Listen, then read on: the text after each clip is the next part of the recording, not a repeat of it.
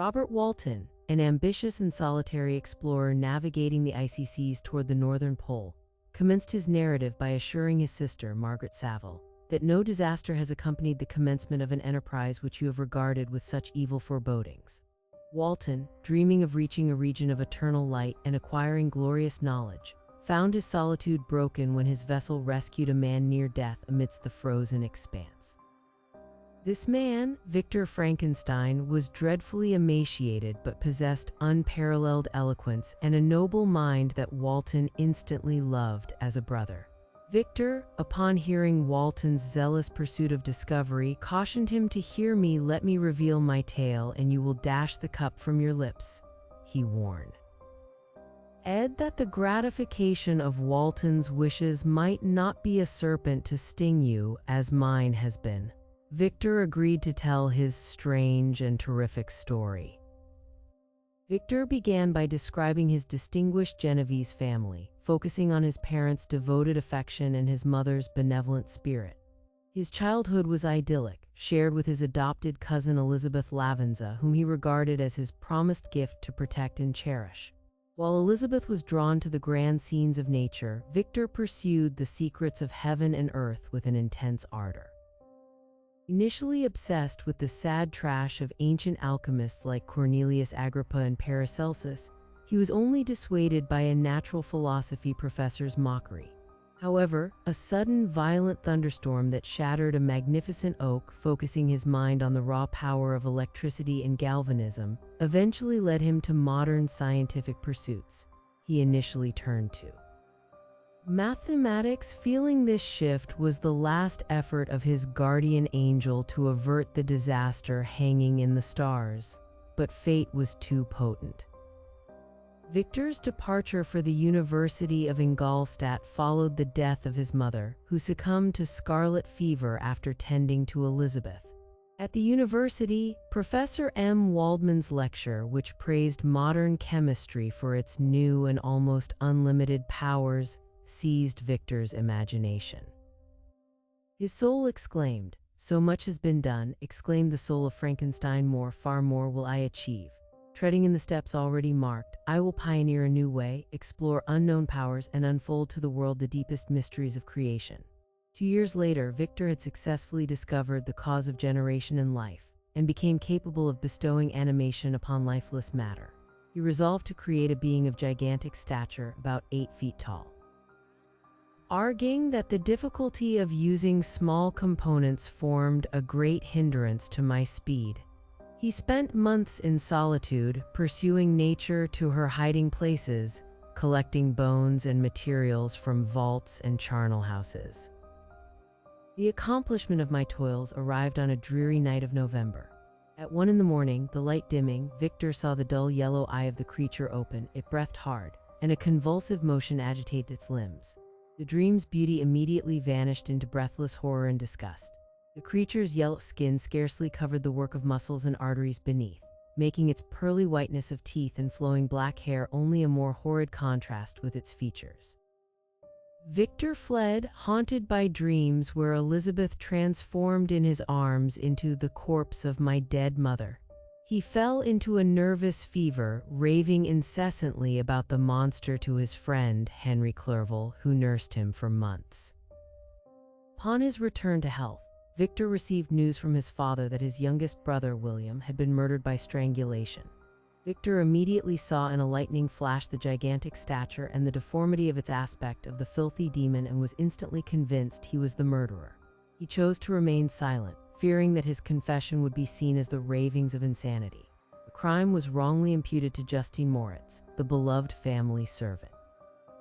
During the trial, Victor endured living torture, recognizing that his curiosity and lawless devices were the cause of 2 innocent deaths. Justine was condemned, despite Elizabeth's desperate pleading for her innocence. Justine later confessed under duress, having been threatened by her confessor with excommunication and hellfire. Victor, knowing he was the true murderer, was seized by remorse and the sense of guilt, which hurried me away to a hell of intense tortures. Seeking escape, Victor fled to the Alpine valleys. On the Mer de Glace, he encountered the wretch whom I had created, who approached with superhuman speed. Victor initially overwhelmed him with furious detestation and contempt, demanding the vile insect begone.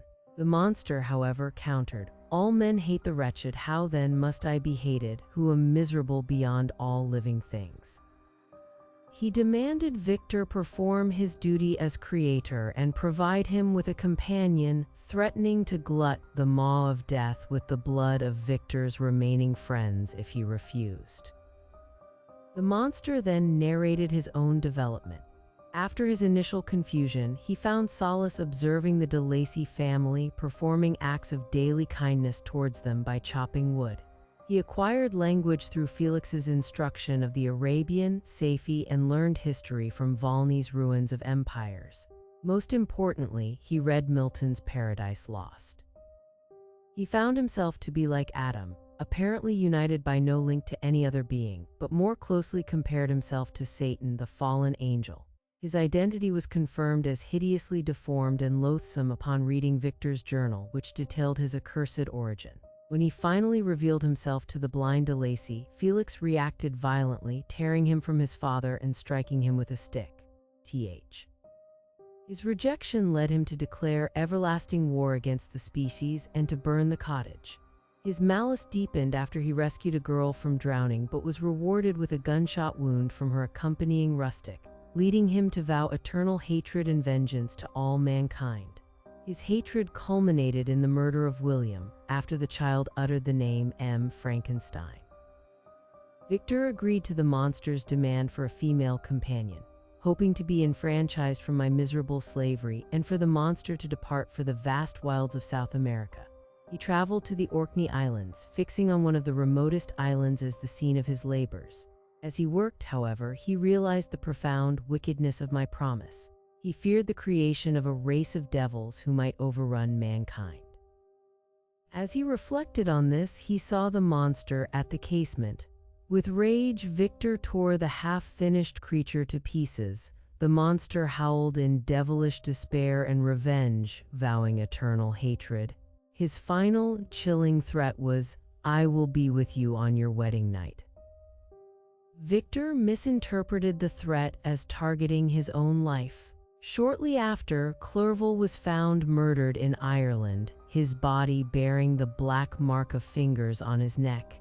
Victor was accused but acquitted when witnesses proved his presence in the Orkneys. The marriage took place, and Victor, armed with a pistol, awaited the monster in their chamber at Evian. But the true intention of the fiend was horribly realized when Victor heard a shrill and dreadful scream from Elizabeth's room. He rushed in to find his wife lifeless and inanimate, thrown across the bed, strangled by the murderous mark of the fiend's grasp. Victor saw the monster at the open window, grinning and pointing at the corpse before leaping out and vanishing into the lake with arrowy swiftness. Alphonse Frankenstein soon died from grief. Victor, now consumed by revenge, vowed a relentless pursuit of the monster, swearing by the shades of the dead to pursue the demon who caused this misery until he or I shall perish in mortal conflict.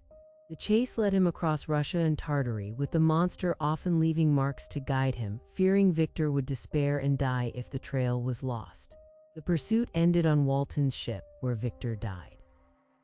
Upon Victor's body, the monster appeared, gigantic in stature, yet uttering exclamations of grief and horror. He confessed that in Victor's murder, "My crimes are consummated, the miserable series of my being is wound to its close." He revealed that his agony in executing revenge was superior to Victor's suffering, and that his turn to evil came when he realized Victor, the author of his torments, dared to seek happiness while he was barred from affection. He claimed that he was the slave, not the master, of an impulse which I detested yet could not disobey. The creature concluded his lament, assuring Walton that he would inflict no further mischief. He declared he would seek the most northern extremity of the globe, build a funeral pile, and consume his frame to ashes, lest his remains offer light to any unhallowed wretch who would create such another as I have been. The monster, asserting he would find peace in death, then sprang out of the cabin window onto the ice raft and was lost in darkness and distance.